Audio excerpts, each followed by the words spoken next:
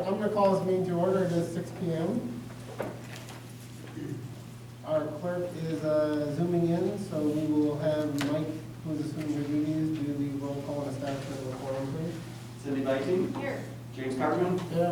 Mary Beth Shaw. Here. Gary Demashki. Here. Barb Stotts. Here, thanks, Mike. Matt Crowe. Here. All right. I have proof of posting. Let's stand for the pledge of allegiance, please.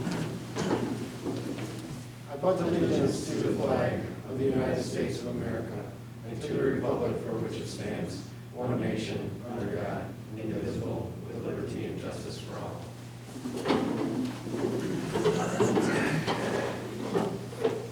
Okay, 1.5 is the approval of the agenda for tonight. I'll make a motion. Okay. I'll second that. All right, any discussion? Okay, hearing none. Mike? Yes. Cindy? Yes. Barb? Yes. Mary Beth? Yes. Gary? Yes. Matt? Yes. And I will vote yes as well. Okay, we're on to 2.1, which is the approval of the Board of Education meeting minutes from November 9th of 2020. I will make a motion to approve the Board of Education meeting minutes of November 9, 2020. I'll second. Mary Beth? Mary Beth. Okay. I heard him. Any changes, guys, or questions? Hearing none, we'll call the vote. Mike? Yes. Cindy? Yes. Barb? Yes. Mary Beth? Yes. Gary? Yes. Matt? Yes. And I will vote yes as well. Is there any public input? Okay. Then we are on to 4.1, which is presentation of operational planning. Thank you, Linda. Sit in Barb's spot. I mean, you can sit wherever you want. It's just an easy spot to I'm like, Whoa.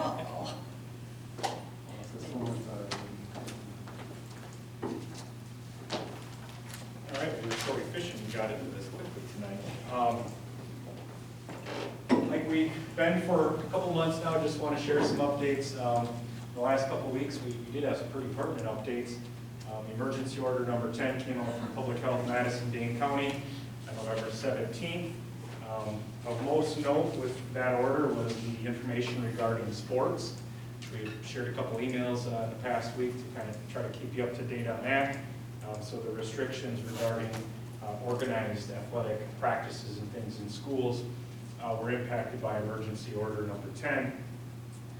Just to go back on board docs, we attached it under this agenda item, the legal guidance that we had received from Boardman and Clark with regards to kind of the 3 tiers of information that we get from Public Health Madison-Dane County.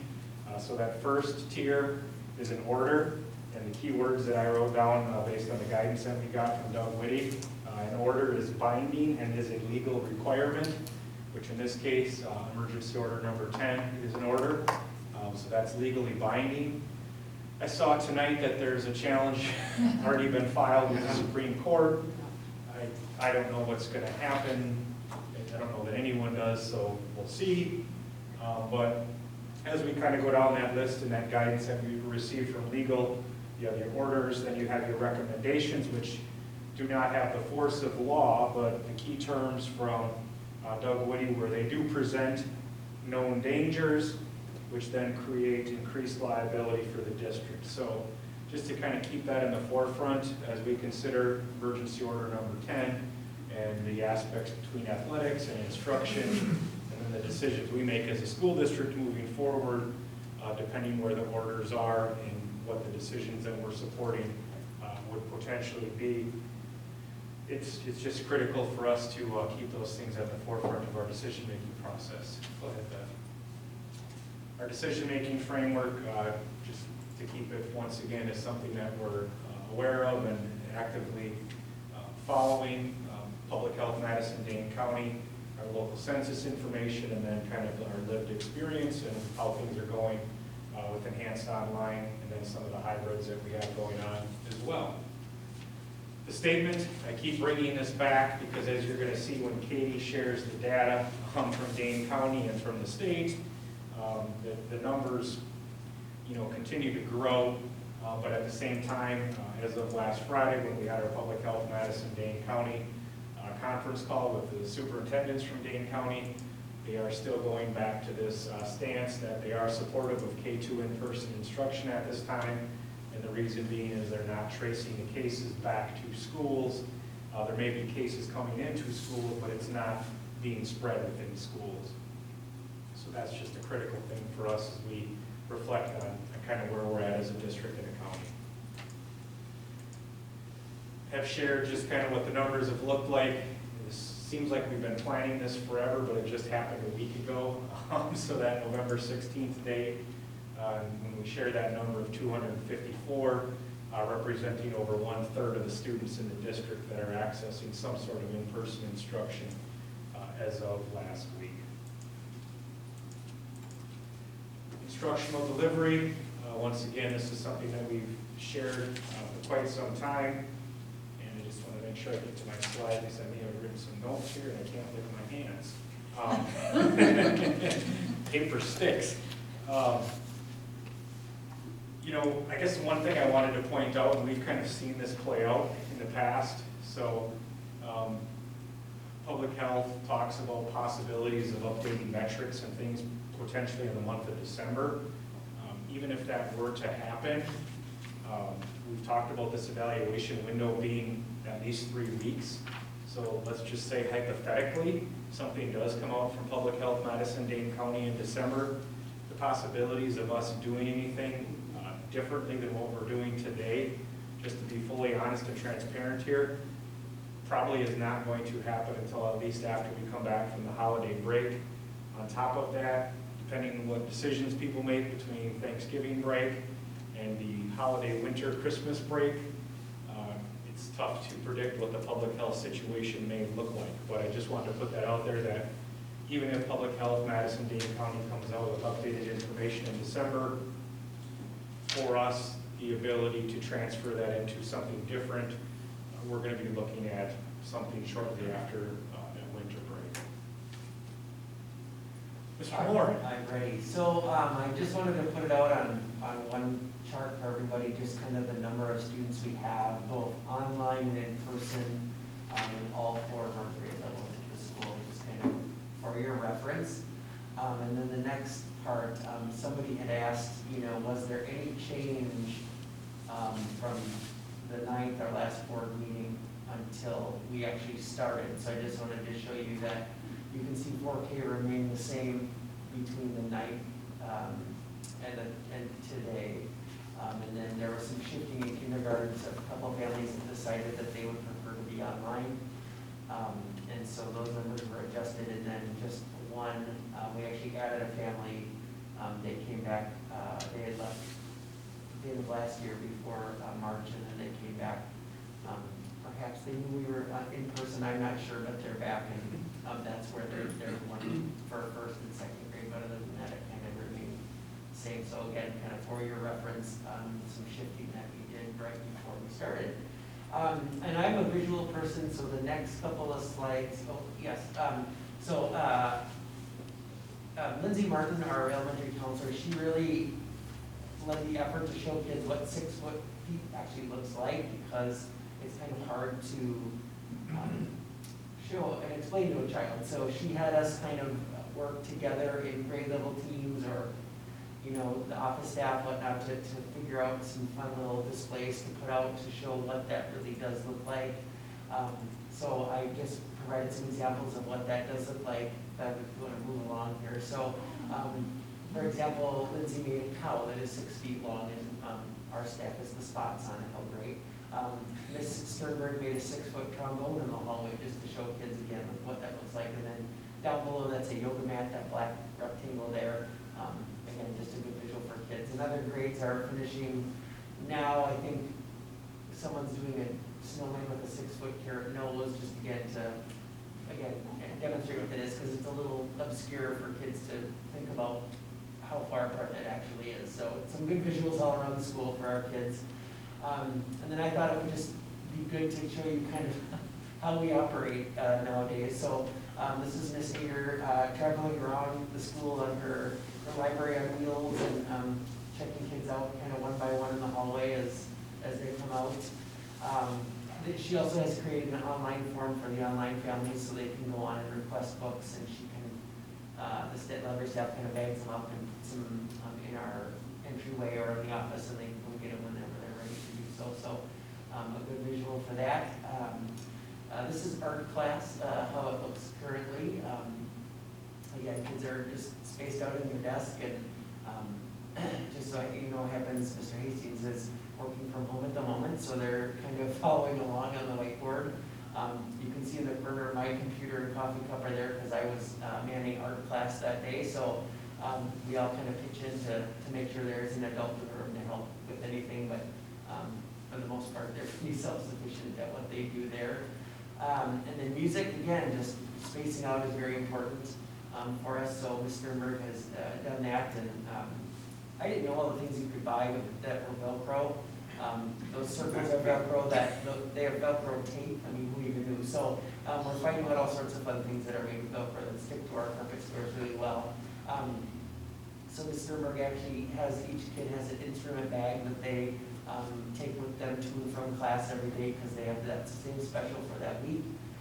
So every time they come, they bring their little instrument bag that they're using, they're touching, they're doing those things with, so there's no real way that they can mix things and spread any sort of disease, so we're trying to keep it as safe as we can.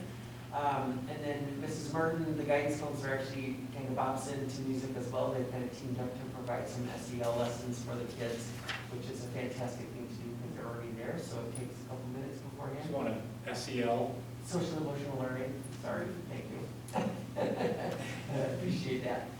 So that's how it does it. Mr. Austin, you know, frankly, has ample room to demonstrate everything in the gym with, you know, if you're in the kindergarten class this morning with a whopping 7 kids in it, so he was able to space them out and demonstrate, and then they kind of go do their thing. He's got hula hoops kind of all around just to kind of keep kids in their spaces, but again, same thing. They're assigned that equipment to work with that week, so they're just, the consistency is there, and we're, again, trying to be as safe about it as humanly possible. And then the last, I believe, is just to kind of show you what a classroom looks like, a little bit different than before. So on the left is a first grade class in the afternoon, again, 4 students in there, so we're not talking huge numbers here. And then on the right is the second grade room this morning.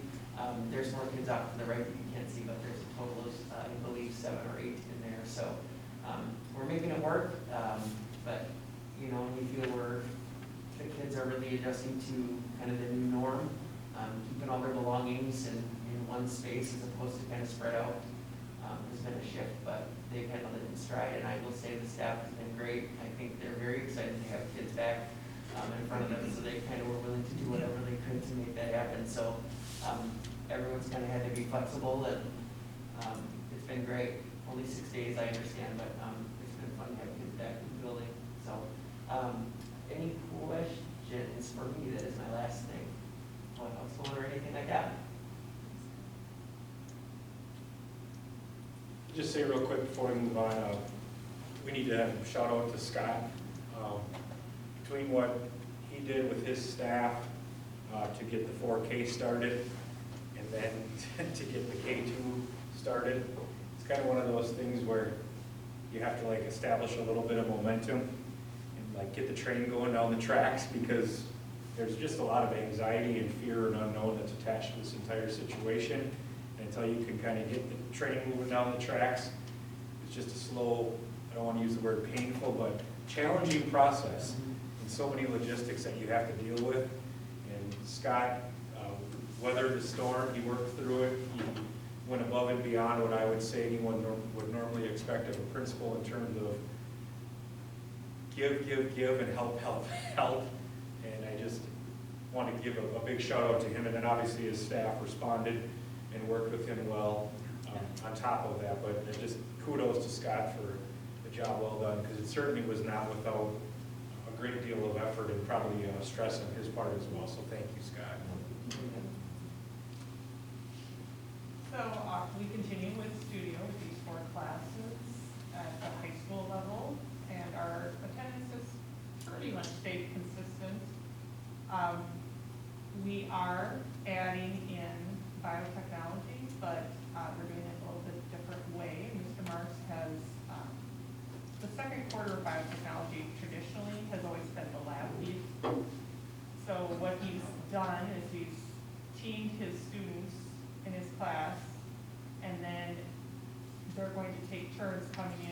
different stages of this CRISPR lab.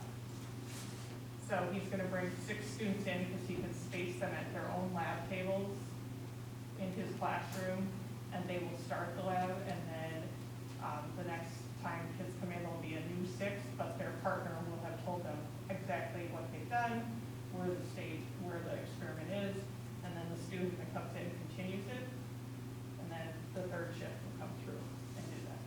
So we're gonna try it. We've got all our safety measures and protocols in place, and kids are excited to come do that lab work with him, so that'll start tomorrow. Katie? Can you hear me okay? Yep. Okay, so just to update you guys where everything's at right now, Wisconsin is back up to the number 2 spot in the US. We actually went down to number 6 for a little while. Some of the other Midwestern states went up past us, but we just went back up to number 2. We're still seeing really high levels in the state of Wisconsin. Kind of good news, we'll see if it stays, is we're starting to see some potential leveling off or maybe some decreasing. I hope that's a trend that we'll see moving forward. That would be really great. But it's too early to call that right now. It's only been a couple days of it, honestly. It's been about, I think, a week ago, maybe we peaked a little bit. But we're still at an extremely high level. Since 2 weeks ago, we've gone up another 1,000 cases for your 14-day average case count. And our average, the percent positive actually went down a tiny bit, but it's still extremely high. We want that to be less than 5%. So overall, it's really high, but maybe looking good, that maybe it'll start going down. Here go the next one. Since I talked to you guys last, the state came out with an update to their website. Last time, they only went up to very high. Now they added a critically high category, which is 3 cases that are 3 times higher than the very high level, and almost the entire state is critically high. Probably not something we want to see. So that was a little disheartening to see when they put that out there, to just see how high it was all over the state. And our hospital beds and the ICU beds all keep increasing in number for how many are being used. It's been going up. I think when this first came out, it was in the low 80s. So it's slowly going up, but they're getting really full. Go to the next one. Dane County is kind of the same for their hospitals. It's still an extremely high number. We're seeing it kind of bounce around a little bit of where we're at right now, but it's still incredibly high compared to where we've been the rest of this pandemic. It's pretty crazy to see that. And I know I heard at one point from public health that Merida Hospital's ICU was full, and it's just not a good place to be when it comes to our hospitals right now. So in Dane County, I'll put my comparison here. We've gone up a little bit again in Dane County. Again, though, I'm starting to see we actually were higher than these levels that I'm showing you right now, because about a week ago we were even higher. We were in the 400s for your average case count, and 8 or 9 in the percent positive. So again, we're seeing a little bit of a decrease, and I'm hoping that'll continue, but it's still higher than where we were 2 weeks ago. And overall, it's really high levels. Overall, the numbers have all stayed pretty much the same, besides number 8 has turned red now compared to 2 weeks ago. But the percent positive is slightly higher, and the cases per day are a little bit higher as well. And these are reported on Thursday, so that's why those numbers are a little bit higher than what I have too. As of today, they're slightly lower, but Sundays and Mondays data is kind of skew things, so we'll have to see what the rest of the week has, because a lot of people don't get tested over the weekends because the testing sites are closed. So we tend to have lower numbers on Sundays and Mondays. Neil Hines also closed on Monday, so we'll have to see what the rest of the week brings to see if this downward trend continues, or if it's just kind of the weekend and Monday that made it lower. You can go to the next one. So our census tract areas, again, have gone up quite a bit.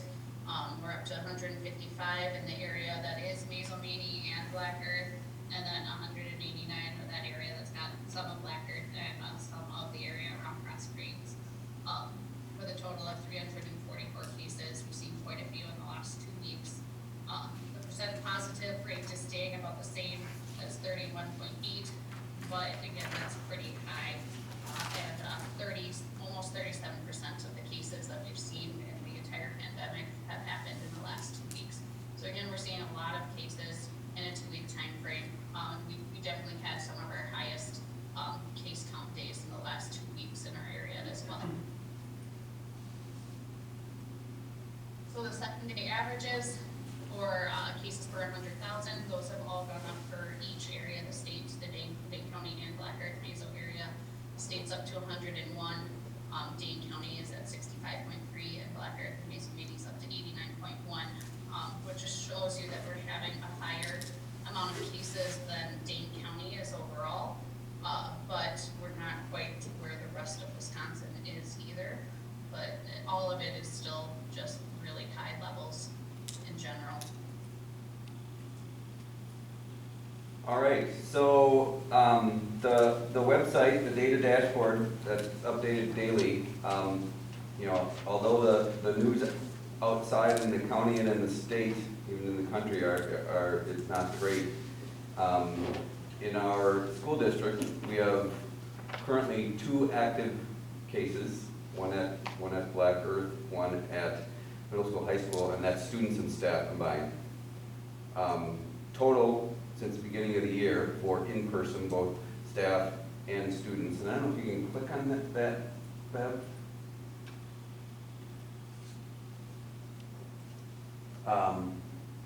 Makes 9, which, you know, a shout out to the principals and the staff who have created systems that are allowing the kids to come to school and the virus not to be spread at school. Because those numbers are terrific for the amount of staff and students that have been walking in our doors. And then also on the website, public health resources, and then I talked about the other 2, and then Katie's website also, which includes a lot of her data that she's been presenting. And then also another shout out to Ms. Martin. Can you click on the top thing, Bev, with actually the elementary age resources? So that goes to Lindsay's website. And she's got some great links to some videos. There's resiliency guide for parents. There's some Sesame Street videos, mask heroes, how to wash hands, you know, and then talking about journaling and some prompts that parents can do. And if you click all the way up there, go all the way up, because I told Lindsay that I was going to assure the board that she does not live in a tree with owls, raccoons, and 3 squirrels. And she said that would be ridiculous because I only have dogs, a rabbit, a hedgehog, and chickens, which is actually the animals that she does own. But she's not in a tree, by the way. That's it.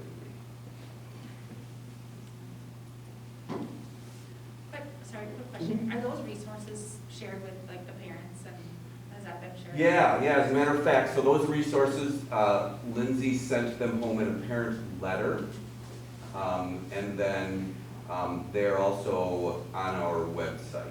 So under the COVID tab, we added that, so Bev worked diligently this afternoon getting that on our website and under the COVID tab under elementary age resources. Yeah, parent letter sent home with those resources on our website, so they'll be permanently up there. And then in addition to that, they're on Lindsay's Schoology page.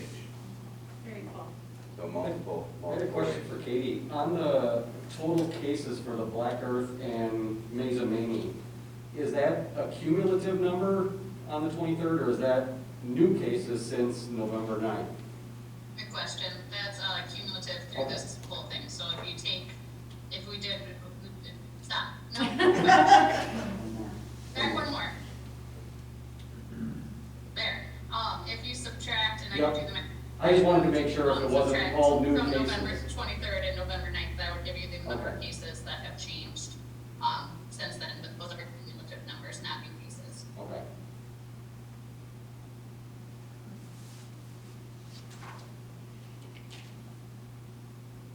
Okay, so, yeah, with athletics, obviously this is a different presentation than, we were planning on having if order number 10 had not come out. But as it stands, order number 10 did take a few options off the table for us. We cannot have organized athletic activities inside with any number of kids. In a conference call with Public Health last week and other Dane County ADs, we asked for some clarification on certain things in the order, and one thing that came out is that you can have individual kids at one basket, so in other words, an open gym type of a structure. So open gym can mean different things to different people. They broke it down for us and specifically said you can have one kid per basket shooting around, or, if you have multiple kids from the same household, 2 brothers on the team, 2 sisters on the team, they could shoot at the same hoop.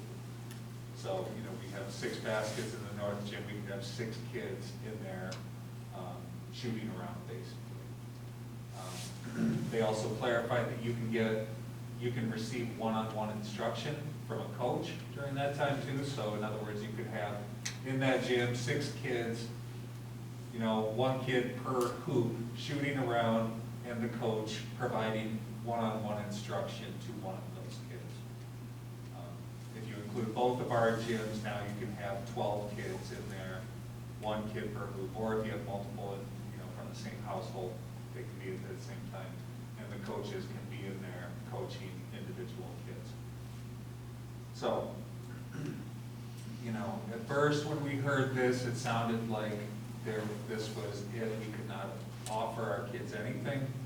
And now it's looking like we can at least give them something, some sort of, I don't want to say, I almost said structured activity. This is not structured. This is, this is just that they can get into the building, get a ball in their hands, and shoot some hoops, and be in the same physical space as their teammates. So, talking to the coaches, what that might look like is, girls take a couple days per week, boys take a couple of days per week, and they cycle kids in, throughout specific sessions and make sure that we're within the guidelines to give the kids an opportunity. So maybe 2 days a week for girls, 2 days a week for boys, and then we also talked about virtual opportunities that the kids can receive, doing film study online in a virtual setting, break down game film from last year, look at teams who are active now, break down some game film. So still maintaining that connection to the team and still keeping us alive until the order ends on December 16th. Public Health has said that they are expecting to let us know if they anticipate extending the order prior to December 16th. I hope that happens. That would be really helpful for us. As it stands, we don't have any basketball competitions scheduled for November or December. With the way that the order worked out and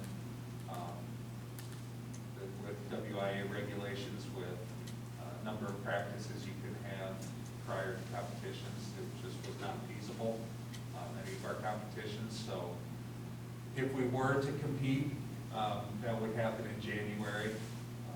So just looking down the road, we'll obviously reassess on a daily basis, but more so in December when we get closer to that end date of the order.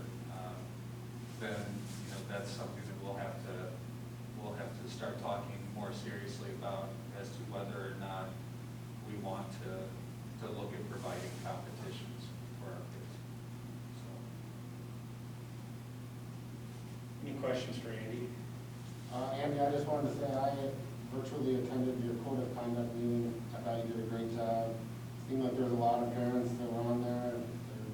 You provided the information in such a clear way that it didn't seem like there was a lot of questions. And you just kind of said, anybody has any follow-ups, send me an email. And after that, I attended Mr. Colby's meeting with his individual players. And he was very passionate and sympathetic to them. And he just kind of told them, you know, this is what it is, this is what we can do. And, you know, I left that thinking, man, I would love for him to be my coach because he's going to do what he can do. And he's not giving up on him at all. So I just wanted to say I appreciate it. yeah, thanks. No, the coaches have been great, you know, they struggle with this too, you know, I mean, at their age, Zach's a little bit younger, but still, this is the time of year where you're gearing up for a basketball season, which is a unique season, and its length and its time of the season, and it's a real bonding experience as a team if you've never played basketball. And I imagine other winter sports, because you know here in Wisconsin in the winter you need to stay close together or you'll freeze to death. You know, so and that's been my experience, is there's special camaraderie. It's really important to them, you know, and so the coaches are feeling the sense of loss too. And so, their passion's definitely been on display, and they're willing to do whatever we can within the rules to provide these kids a safe, meaningful experience. So yeah, I'm really appreciative for them too. Barb, you have a question for Andy? Yeah, I was just kind of curious if there was any talks about utilizing the elementary school gyms to split up numbers and coaches. I mean, and thinking out loud, maybe that complicates the sanitizing process for all that kind of stuff, but just curious if that was ever brought up. Yep, we talked about that today, as we were talking about different scenarios of different rotations for the kids. Having our JV teams, our boys JV teams meet at the elementary schools was definitely an option. You bet. Nice, great. Any other? Cool. Sorry. It's all right. Any other questions for Andy?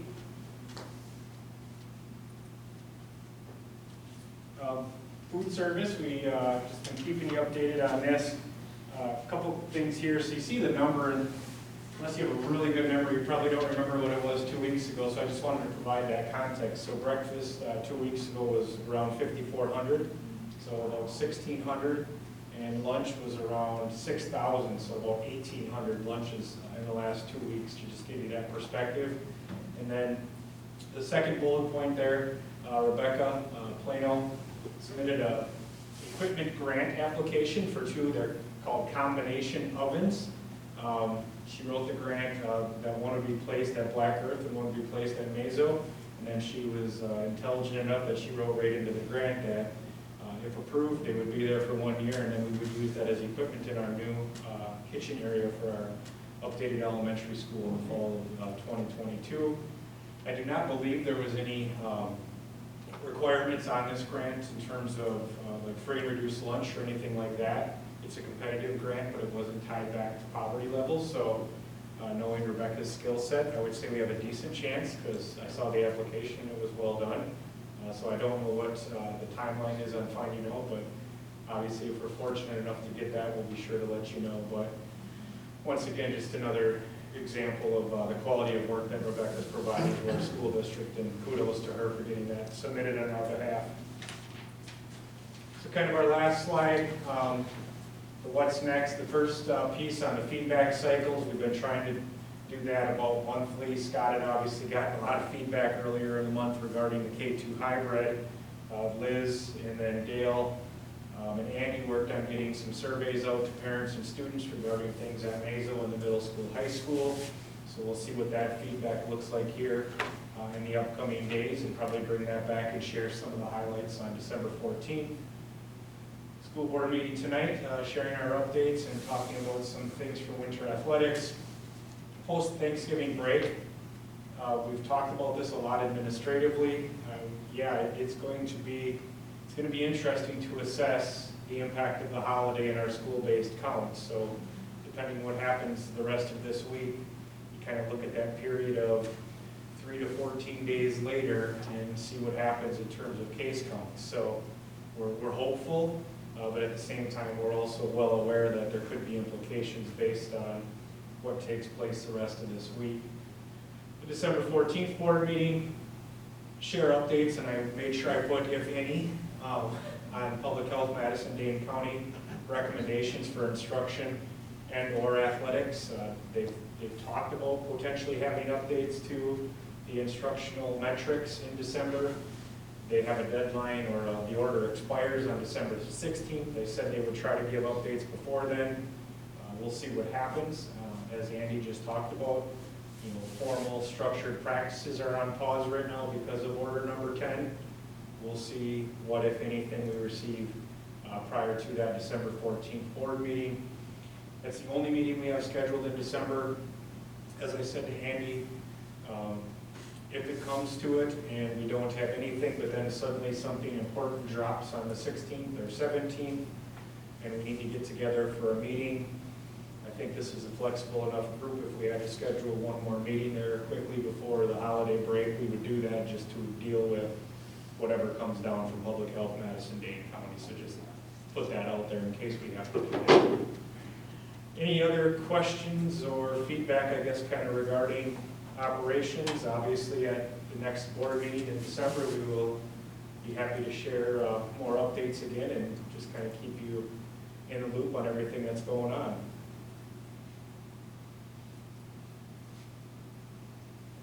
A lot of terrific information and updates. Thank you, one and all. Awesome. Thank you, guys. Appreciate it.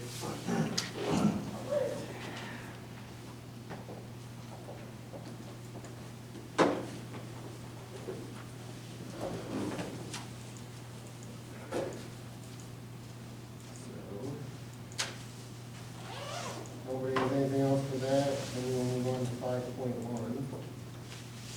which is action on open enrollment in students for 2020-2021. I will make a motion for the student in.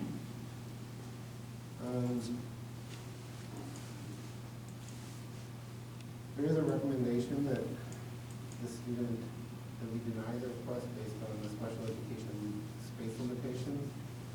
So, Sorry, no, I know. didn't see that part. Um, No. So if you want to just take a moment to review that, and then, And we were, yeah. okay. Yes. So yeah, this goes back to the caps that the board established. Yeah. And just kind of the dynamic of where we're at right now with trying to serve the needs of our existing students in the multiple models that we're serving at this point. Does this happen quite a bit where you have a lot of the special ed kids try and open enroll in different schools, or is it a common occurrence, or is it more of a rare occurrence? I would say some of both, but what I think we and others are seeing right now, and we'll see if this continues to be the situation after the pandemic loosens its grip a bit, is people are actively shopping, if you will, and they're looking for programs and things that attract them, and the possibilities for in-person instruction in one district where there may not be in-person instruction in another district has some families, I think, a bit more apt to apply for open enrollment midstream, whereas in a typical year they wouldn't necessarily be doing that right now. Just curious. Good question.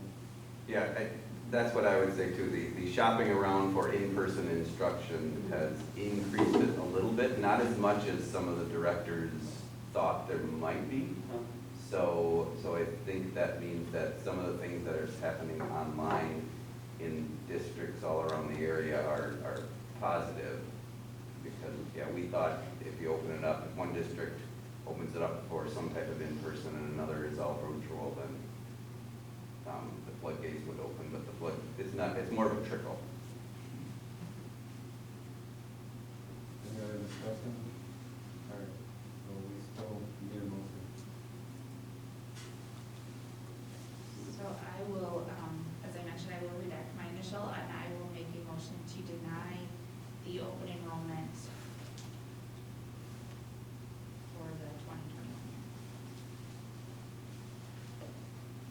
second?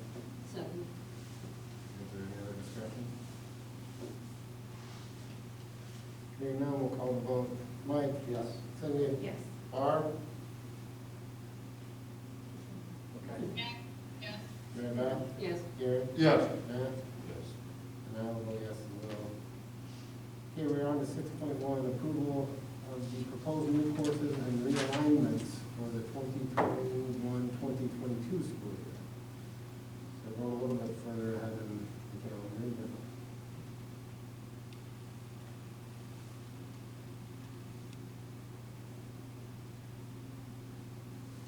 Liz, is there anything you want to speak to regarding these updates? So you see, we're going to have some new courses. Most of the business courses are reflecting more of the realignment and dual credit addition to those courses with Madison College. And then Madison College has said that they're seeing a number of students who are coming in without experience with Microsoft Office Suite, and that's the suite that's used in business. So they've been encouraging high schools to put it back into the high school curriculum so that kids get experience with Office Suite prior to coming to post-secondary education. So we added those two courses per their recommendation. The technology ed are basically just adjustments of splitting a full year course into 2 semester parts to provide more flexibility to students within the scheduling process and to help students look at manufacturing in a different way, the different types of manufacturing. Do you know how much time the social media course is spent on sort of the pitfalls of social media? Is it a pretty balanced, it's not all pro social media for marketing, or they give it a pretty balanced? It's marketing, it's more of a marketing focus with then how do you leverage social media as a marketing tool. I think it's great we're adding in the Office Suite, working with people that are younger, just coming into the office. They know very little. I think it's great. Great addition. All right, does anybody have any other questions for Liz? If not, we do need your deadline here to action to approve them, so we'll be looking for a motion. I will make a motion to approve the proposed new courses and realignments for the 2021-22 school year. Second. Okay, any further discussion? Okay, now we'll call the vote. Mike? Yes. Cindy? Yes. Barb? Yes. Mary Beth? Yes. Gary? Yes. Matt? Yes. And I'll vote yes as well. Okay, we're on to 7.1, which is capital borrowing information, Barb Financial. Or Baird, It's not Shakespearean, it's not the bard.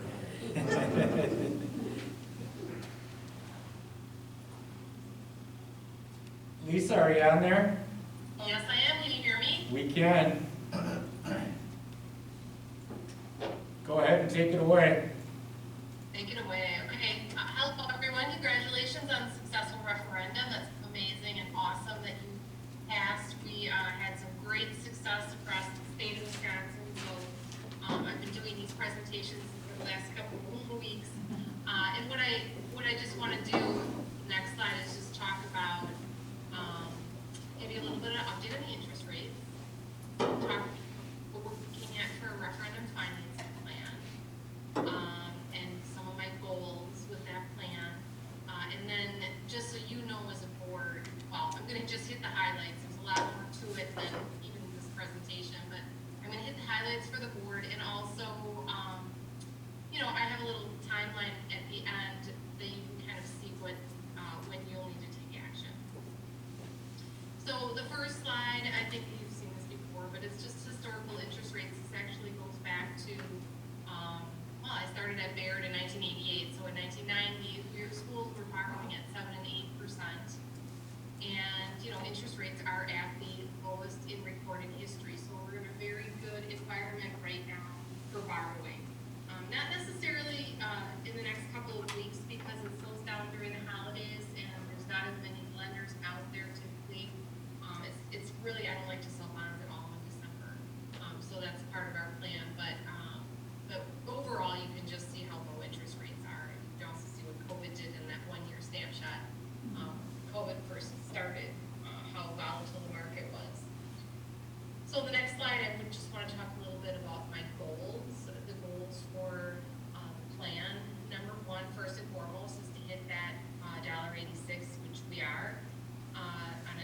storage over the life of the borrowing. This is what we told the community, what we went out to referendum for. I want to make sure that is my top priority, that we don't go over that.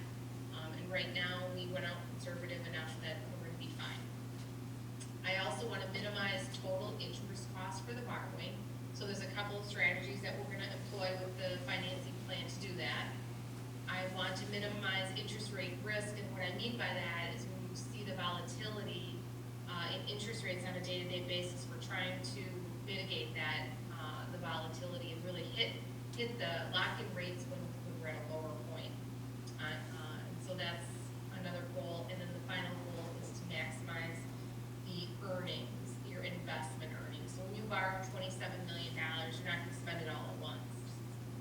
You're going to be paying out according to a draw schedule that will come from performance services. So we're going to invest those funds, and all the earnings on the $27 million that you borrow will go towards projects. So all the earnings on that $27 million can be used for projects. And so most districts want to start investing that as soon as possible. And in your case, it's I don't have the exact number in front of me, but it's probably $10,000 or $15,000 a month of interest earnings that we could realize if we can get the funds borrowed quickly, which we're going to try to do. So those are my goals. What we're looking at, I'll start with the credit rating. There's 2 rating agencies out there that look at municipal bonds: Moody's, Investor Service, and Standard & Poor's. Each one, and I've been on I've probably had 3,000 transactions in my career at Baird being rated by these different agencies. So each one has their own kind of criteria. And from a lender standpoint, if I'm going to buy your bonds or lend the money to Wisconsin Heights School District, I don't care if you're rated Moody's or Standard & Poor's, they're treated equally in the market. So my goal is to get the highest rating for the district possible. And the higher the rating, the lower the interest rate. So a AAA bond is going to have a much lower interest rate than an A- bond.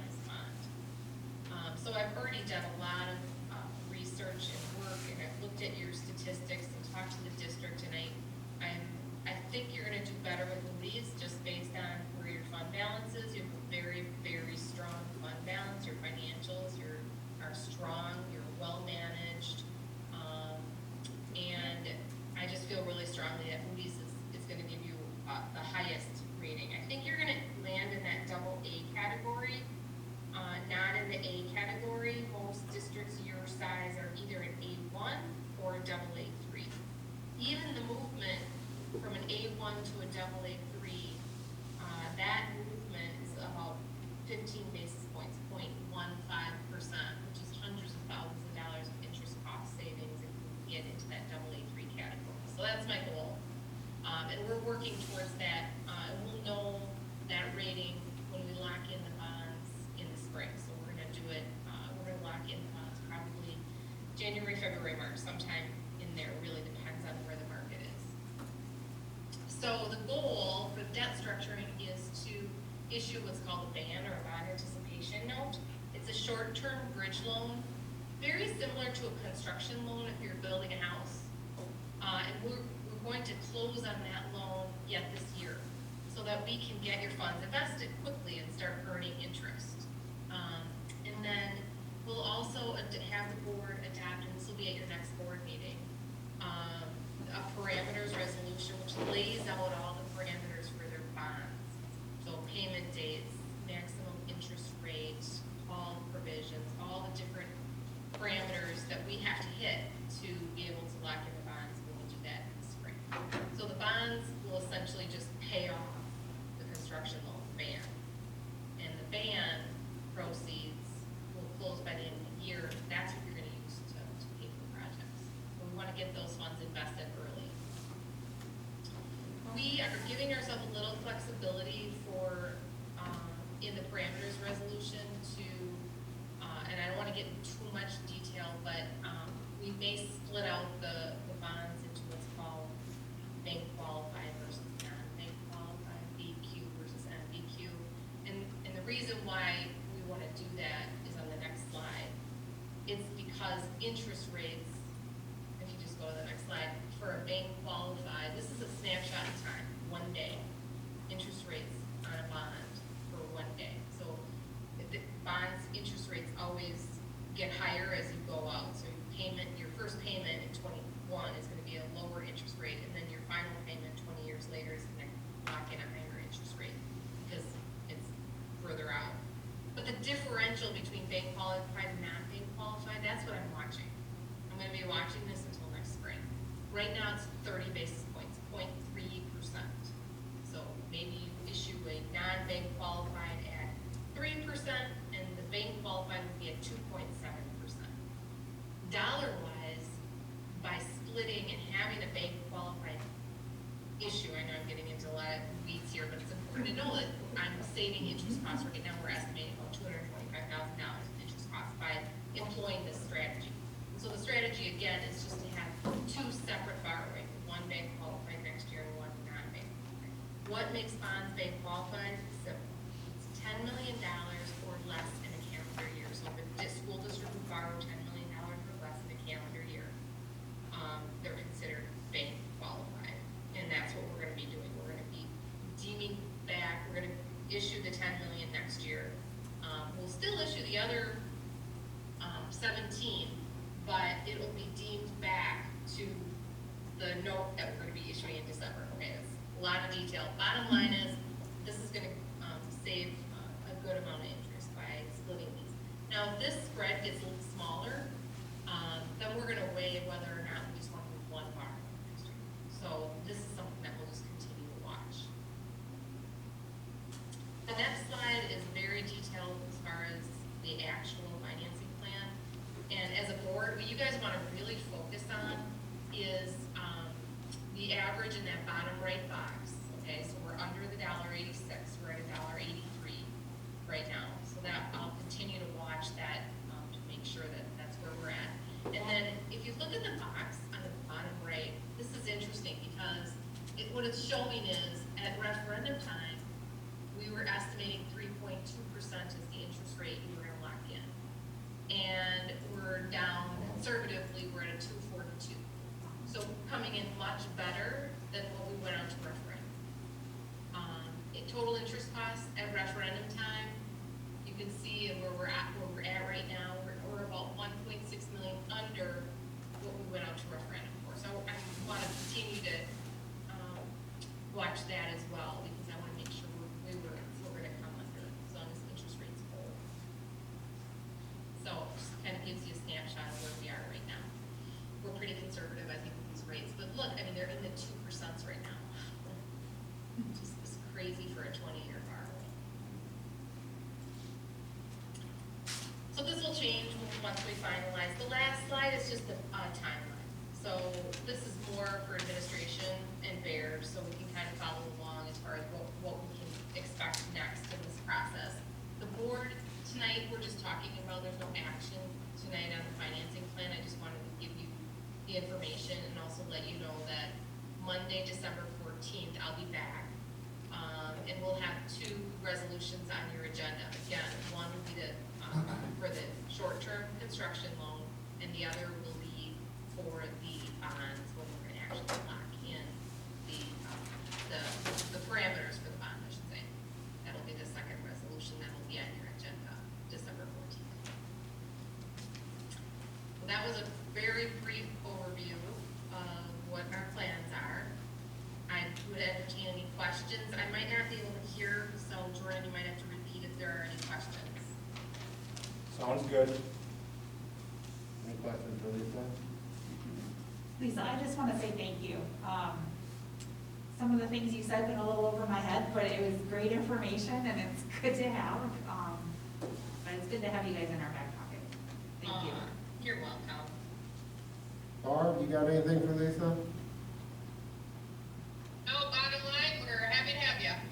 Thank you, and I'm a phone call away, and anytime, just let me know, and I will answer any questions, and or if you want further clarification, I'm happy to do that too.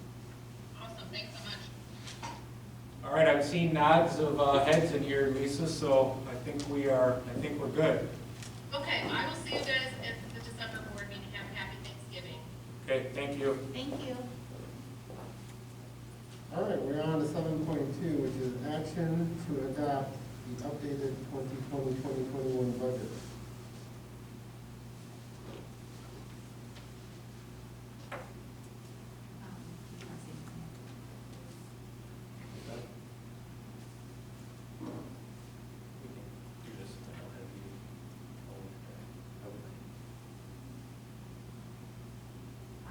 I will make a motion to adopt the updated 2021 budget. So, Okay, is there any discussion? None? All right, hearing none, we'll call the vote. Mike? Yes. Cindy? Yes. Barb? Yes. Mary Beth? Yes. Gary? Yes. Matt? yes. And I will vote yes as well.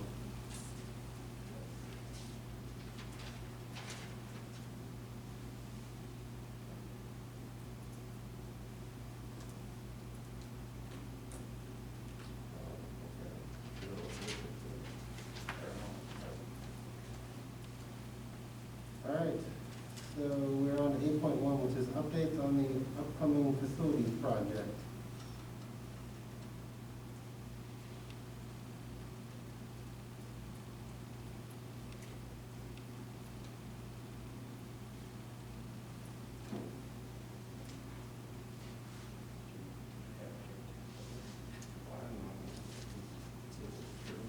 I have no idea, so if you're curious, ask the question.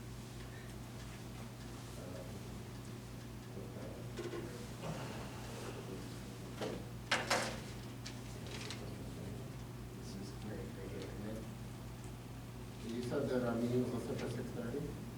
It's posted on the website at 6:30, so that's why I arrived at 6:30. I wanted to make a couple minutes of public comment, but I understand your agenda now. You started at 6. Where is it listed at 6:30? If you go to the website and the areas where it says about the format, the first line on there says that Stanley School Board meeting starts at 6:30 p.m.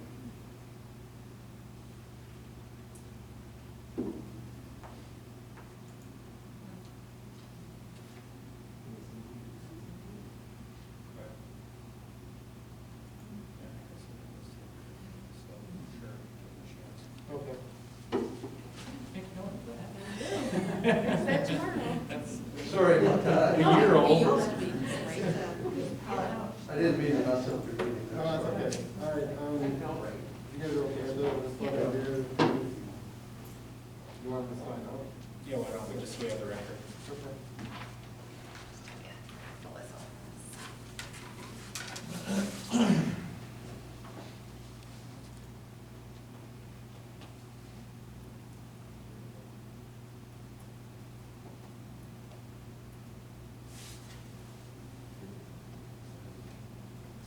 Thank you.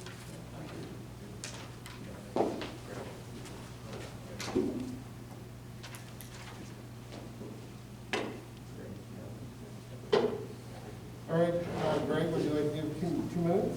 Yeah, I think I can. 2 minutes. Thank you. I'm going to hand this out, but I'll refer to this in a minute, so remind me that I'm walking these around.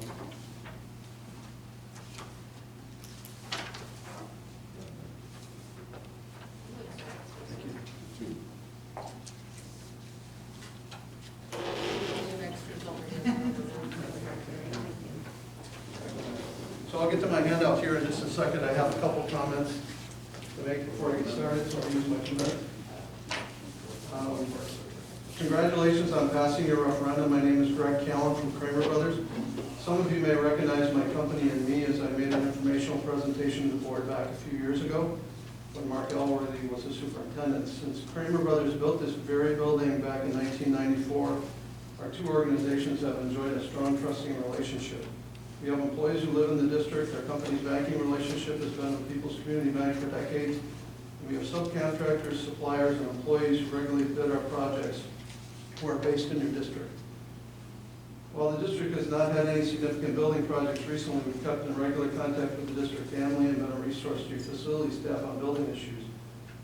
In my over 3 decades of work professionally, including work with dozens of districts and boards, I've come to appreciate the difficult task of being a school board member. I have huge respect for what you do, as it is often underappreciated and very challenging. And large building projects are not something most board members deal with every day. However, I've learned that nearly all school board members take very seriously their responsibility to use taxpayer referendum dollars wisely.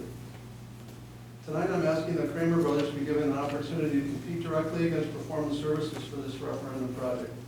This would assure taxpayers that the final cost of the project is competitive, and you've given a local company and past provider to the district an opportunity.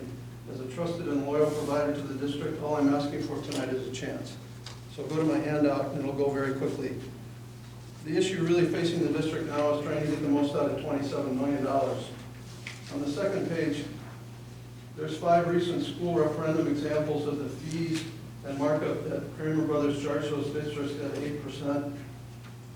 Through public records, I was able to obtain information regarding Performance Services and their work at Southwestern Schools, the only district that I could find in the immediate area. Those same fees and markup totaled 18%. If you go to the next page, that 8% versus 18% is a difference of $2.7 million to the Wisconsin Heights School District. More dollars for improvements to your district. If you go to the next page, I've done a quick summary of some of the districts that we've recently also saved money for through bid savings after we provided them a guaranteed maximum price through bidding. If you look at that same public records thing on Southwestern Schools, there were no bid savings that were passed back to the district from their $10 million referendum. So I'd be more than happy to discuss this further with the board or committee at your convenience. My information's on that next page. Competitive fees and markups and sub-bid savings is something that Wisconsin Heights District and their taxpayers deserve. So I encourage you to do your homework. There's big dollars at stake here. And then I left you a last page with just some important questions to ask yourself as you make decisions as you move forward on the referendum. I appreciate the time tonight. Thank you very much. All right, thanks, Chris.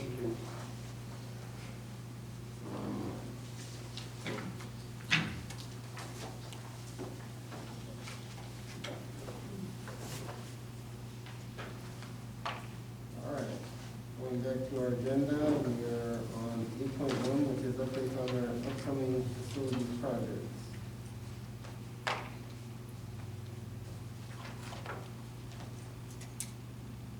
Jim? Thank you. Chris is going to take over. Good evening, everybody. Sorry for being in person. I just want to give you a quick update of kind of the progress that's happened in the last 2 weeks and how we've been moving forward. If you've been out to the site, you've seen that you've probably seen some stakes in the ground. So the site survey is in process. We had a drone scheduled to do a flyover to do the site survey on the 19th. Unfortunately, it was too windy. So we should be having it any day now once the kind of get the right weather so it flies around and doesn't crash anywhere. So you'll be seeing that. We've also reached out to Dane County Stormwater, had a conversation with that to determine what needs to happen on the site. So we started that process. Our design team has been out earlier or late last week. So they've done some of their more detailed walkthroughs. They've crawled through all the nooks and crannies to get all the data that we need to start the process. We've also reached out to a lot of the regulatory contacts. Just wanted to make sure that we've got everything set and ready to go so we start hearing some things coming around the town. But yes, we've reached out to them to get everything moving forward. A lot of behind the scenes work has started in getting things start to be spun up. Really the next big next steps, we've got a meeting with all of the principals tomorrow where we're starting to get into a lot more of the detail of the project. Wisconsin Department of Transportation we'll be meeting with to discuss the roadways. We do not have any update yet on exactly what their recommendations are, what they're going to look to do, but we've started that conversation and then scheduled right now the week of December 7th do soil boring, so you'll see some heavy equipment coming out. This is really to determine what soils are below the ground just to make sure that we don't have any surprises when that moves forward. So a lot of exciting work, a lot of things getting started and pulled together. Look forward to some future updates with some prettier pictures. Wanted to give you kind of a quick update of what's happened about the last 2 weeks or so.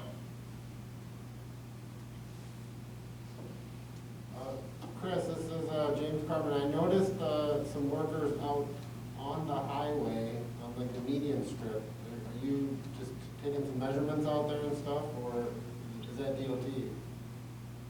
I have to talk to our site survey team exactly what they were doing out there on the median. We're trying to take a look at the whole area. Obviously, the median would be a difficult thing to change, but we want to make sure that we've got all of the data ready to go, so when we do need to discuss with the Department of Transportation, if they've got questions or suggestions, we've got answers. And it's just easier while they're out there, so you may see them working pretty far north, up towards the farm and the north side of the football field. Again, it's while we're out there, it's just easier to take it all in at once, make sure we have all the data, so we start looking at stormwater, if we need to look at something, they're out there. All right. Anybody have any other questions? Barb, do you have any questions? Not at this time. Okay. Jim, anything? We're good. Okay.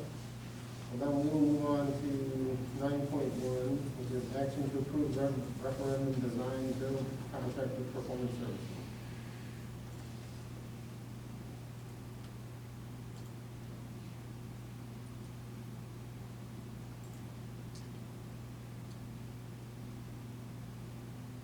Jordan, do you have any other background information dealing with the attorneys on this? Or any? That was my question, have our attorneys reviewed it? Oh, Yeah, it's in the notes under the executive content. So yes, multiple times we went back and forth for the better part of a week. And Noel from Quarles and Brady was very helpful in reviewing the language and offering things owner-friendly, and some of the concerns that Greg brought up were addressed in the contract as well.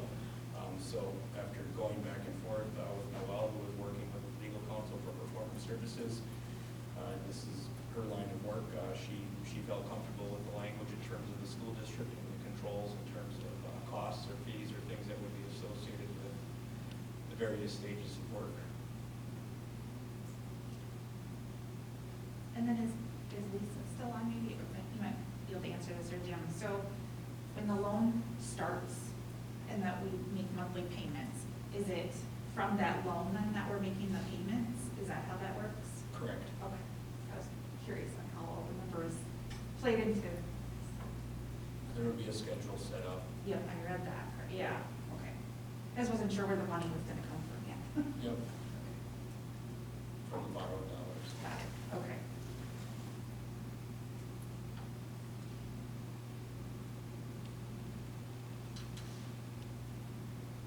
Okay, is there any other questions? I'll move to approve it. I'll second that. Okay. Is there any further discussion? All right, hearing none, we'll call the vote. Mike? Yes. Cindy? Yes. Barb? Yes. Mary Beth? Yes. Gary? Yes. Matt? Yes. And I will yes as well. All right, so now we're on to donations. Normally I would put these all together, but I want to keep them separate just because they're pretty outstanding, and I want to individually recognize one. So 10.1 is the acknowledgement of a $180 laptop, monitor, and $100 Wi-Fi from the Mary Reed. It's a weed, $100 weed. Oh, I'm sorry. It's gonna be used on Wi-Fi. From Mary, it's Leak, right? Is that? I'm gonna look at Liz. What? Yes. Mary Lee, her husband donated that for, special ed. And then they also donated a, laptop and an extra monitor. Oh, that's right. And So we just want to say thank Thank you you. to Mary for that. Sure. That is great. when I told the teacher, the recipient last week who got it, Chris Ball was just like a little boy at Christmas morning. 10.2 is in, we have to approve this, action to approve the donation from Heights Unlimited in the amount of $6,200. I will make that motion. I'll second that. All right. As far as discussion, this was one that Jordan was very excited when we talked about it. Heights Unlimited had reached out and said, is there anything that we can do for the school? And Cheryl went back and ran the numbers and said, well, there's actually $6,200 of back payments on food, with food service. And for some families, it was a significant amount, and I came back and offered to pay all of it. So that is a wonderful, wonderful gift and donation to our school and to all of those families. And really, it directly goes straight to the kids, because those are meals that, the kids consume. So that's wonderful. All right, so we will call the vote on this one. Mike? Definitely. 100% yes. Barb? Yes, thank you. Mary Beth? Yes. Gary? Amen, yes. Yes. All right. 10.3 is action to approve a donation from the Greening Waylo Post 437 American Legion in the amount of $1,500. Is there a background on this? Yep, so this is actually to support some technology in the school district. They were wondering about trying to work, and this is maybe where you got the Wi-Fi from, James. They were wondering about possibilities of helping with Wi-Fi, and just with everything that Scott and the technology department have done, we have about 70 Wi-Fi hotspots that we have as a district, so, and most of those are in contracts with like US Cellular or companies like that. So the notion of having them try to work in that situation was admittedly quite messy. So we talked about something like Chromebooks instead, where even if we're not in the middle of a pandemic, that's just a need that we're going to have for the foreseeable future. So I believe they're working with us, and are going to actually, this money will go directly towards the purchase of Chromebooks, which are about $250 each, so roughly 6 Chromebooks will be purchased. Was once again very grateful and thankful. So Sure. Well, we do need a motion to approve. So. I'll make the motion. I'll second. All right. Is there any other discussion? Hearing none, we'll call the vote. Mike? Yes. Cindy? Yes. Barb? Yes. Mary Beth? Yes. Gary? Yes. Matt? Yes. And I will vote yes as well. All right, we're on to 11.1, the first reading on the educational research policy. So just quick context on this. Occasionally we get contacted from, easiest example is like UW-Madison. We're wondering if we could do X, Y, or Z, come into this classroom. And Matt Green actually asked a question. I said, let me try to find a policy. I couldn't find a policy. I told Bev, maybe your searching skills are better than mine. You try to find a policy. Neither of us could find a policy.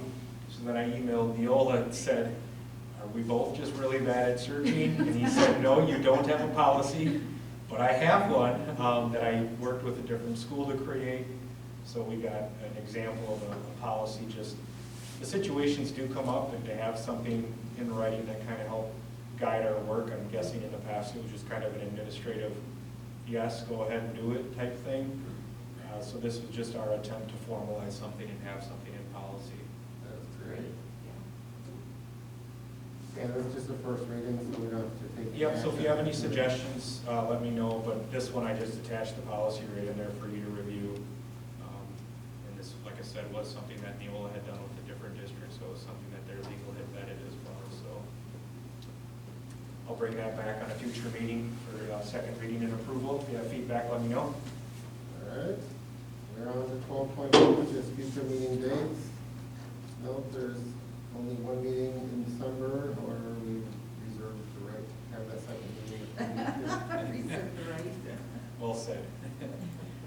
And if there's nothing else, then we will have a roll call to adjourn to executive session pursuant to Wisconsin statutes 19.85, parent 1, parent C, considering employment promotion, compensation, or performance evaluation data of any public employee over which the governmental body has jurisdiction or exercises responsibility. When the executive session ends, the school board meeting is adjourned. We will call the vote. Mike? Yes. Cindy? Yes. Barb? Yes. Mary Beth? Yes. Gary? Yes. Matt? Yes. I'll vote yes as well. And you're going to take a short break. Scott, can you- We'll come back. Zapper? Yeah, we'll take two and just come back and be here.